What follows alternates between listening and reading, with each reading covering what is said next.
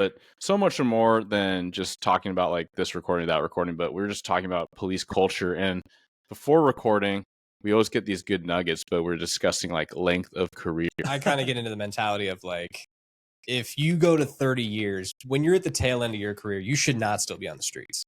Like, there's always people that are like, how do you be a cop for 30 years? It's like, well, you plan it strategically, right?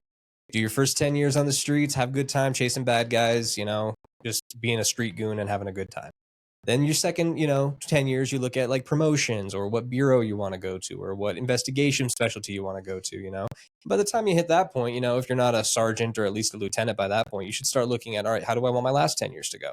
And it's my mentality that when you're in the 50-ish plus, age range, you should be doing something that's more administrative. You should be, lieutenant, captain, or higher.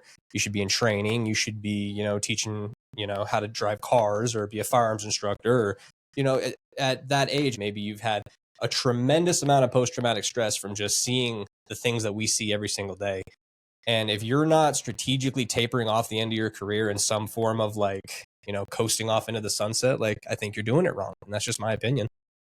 Yeah, I like meeting in the middle. I'm the moderator, but between you two, before you guys get into domestic or something. But Austin, like I was saying before the recording, you're like, dude, I'm 20 years, I'm good, and you have your military career, and maybe we'll talk about that too, because shout out, you were living in the Pacific Northwest for a little bit with the Air Force, but also, with Matt saying that he's going to do 30 years, I'm like, well, either way, you guys are correct, because what you say like is going to be what you believe, and you're going to do it. For people that are like, man, I don't know if I can do 30 years, then you're probably right. Like you probably can't or shouldn't because you don't want to. It sounds like you don't want to, which is totally fine. I think what you said, Matt, is being strategic about your career. I do like thinking about that and using that prompt.